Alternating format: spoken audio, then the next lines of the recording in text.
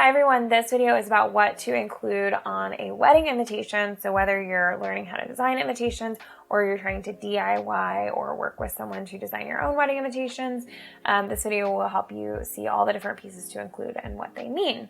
I have my artwork and I'm in Illustrator. I got my text box and I already set up my main font and everything. So I'll just go through and start at the top. If I were designing for a specific client, I would have this information in a questionnaire in Dubsado. I have a video on that on the YouTube channel.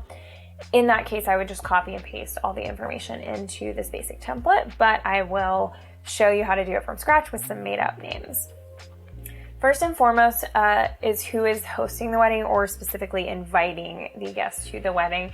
Traditionally, this is going to be the bride's parents. However, that's not the case for every wedding anymore. So we'll go with that assumption. But if you are hosting the wedding yourselves, then you could just put together with our families. You also don't have to put anything at the top. You could just put your names and then underneath say invite you to celebrate their wedding. So it just depends on which families you really want to honor in the invitation.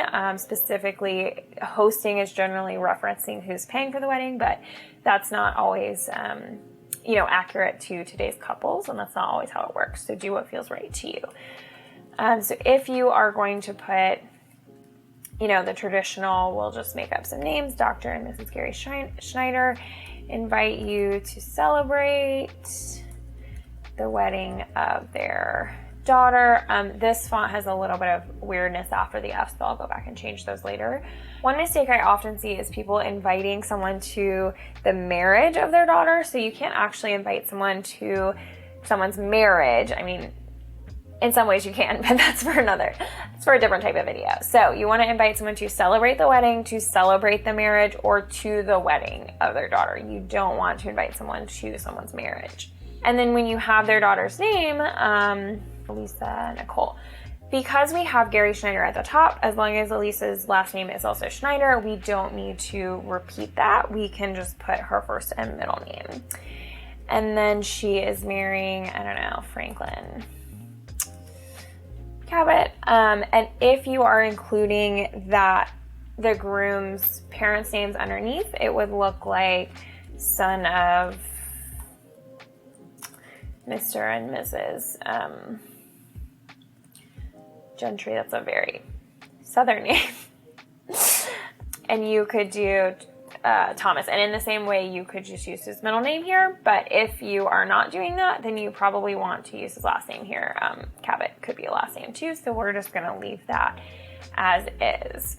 The next thing you need to do is include the date and location. So you'll start with the day of the week. And the 5th of November. One thing you'll notice throughout all this is that there's not really that much punctuation. There's no punctuation between lines. So sometimes people try to ask for periods, commas, things between lines, but a line break serves as anything that you need there. A double line break, like we'll use between the names and we'll use between some other things, can serve as a period. A single line break can be a period, comma. It doesn't really matter, so you only want to include punctuation if it's within the line itself, like Saturday, the 5th of November. You also want to do the same with capitalization. Since this is not technically a brand new sentence, we're not really going to capitalize. So it's actually considered incorrect invitation etiquette to capitalize the year or anything. You only capitalize those things that are traditionally capitalized anywhere in a sentence. So we have first names, titles, we have, proper nouns are capitalized, and then November and Saturday because those are capitalized. If this is something that bothers you, this is definitely something that bothers some clients, then just go with an all caps font so that you don't really have to deal with that. Then you want to have a time, of course, in the evening. 4:30 is usually the delineator between afternoon and evening. However, if your wedding is going to be taking place in the winter, you might start a little bit earlier because it's going to be dark. It's going to feel like evening earlier, whereas like 4:30 in the afternoon in the summer feels more like afternoon than evening because it's still bright out for another, 3-4 hours, depending on where you are. So kind of think about the weather and how that's going to affect your timing. But if you have 5, 6 o'clock, those are always evening. 2, 3 o'clock, that's always going to be afternoon. And then you'll want to do one of those double line breaks usually, because that's kind of its own sentence, and then have your location. So you'll start with the name of the venue. Let's go with my wedding venue, my supposed to be wedding venue before we ended up canceling it. And then you'll have the address. I'm making this one up, and only city and state here. If you're doing a destination wedding in a different country, you might want to do city and then country. Or if there's a certain region of that country that makes sense. It's kind of where someone needs to fly to, if that makes sense, or drive to. That is going to be the number one thing here. They're still going to look up your venue. If you have a destination wedding, you're probably going to have more information about that on your website or on a different card within the suite, but you just want to go with kind of the general area in which your wedding is. You don't need a zip code. That is considered incorrect etiquette to have a zip code on there.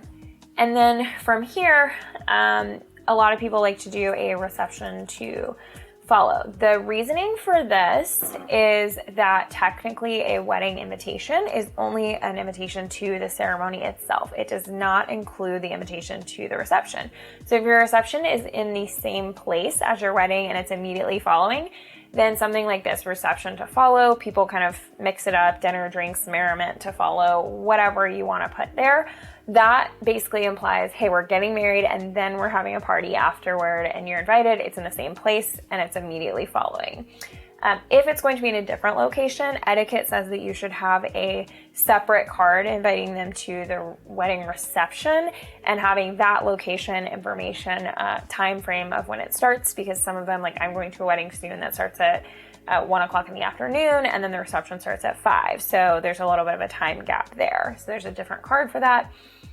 If you are doing it immediately following, but it's at a different location, you can put that on the invitation. I don't like to clutter up the invitation too much, but you can put, reception to follow at this location. It's technically not standard etiquette, but if you want to skip out on that second card, you technically can. If there's going to be a lot of information, a time gap of it's difficult to get there, it's more than 20 minutes away, anything like that, or if there's transportation from the ceremony to the reception, then you definitely want to put that on a second card to draw more attention to it.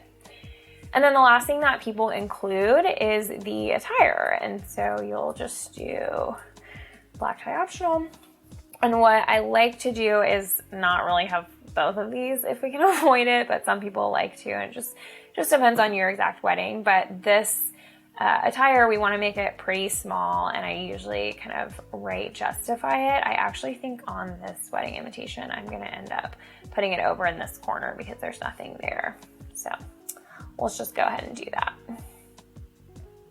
So we keep it pretty small and simple. I'm even going to make it italic to keep it just really small and out of the way. So this is all the information that you need to include on your wedding invitation, and then I'm going to speed up this video and go through the process of changing my fonts and that kind of thing. I have some other videos on designing invitations that go more in depth into that, but I just want to show you where this one ends up after we get the information and then make it pretty.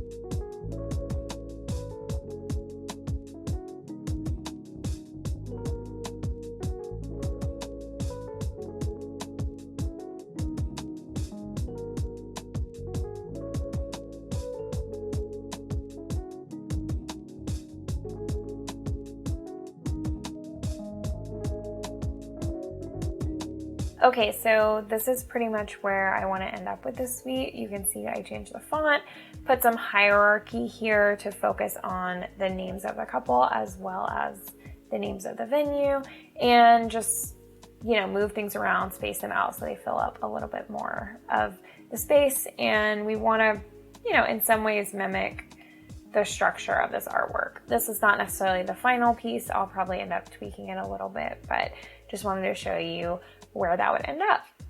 So I hope this helped you figure out what to include on your wedding invitations, and I hope that you'll watch some more videos while you're here all about wedding invitation design, stationery, and running a successful stationery business. If you are a stationery designer, we do have a monthly membership called Stationery School that I'll link in the description, and I hope you'll join us.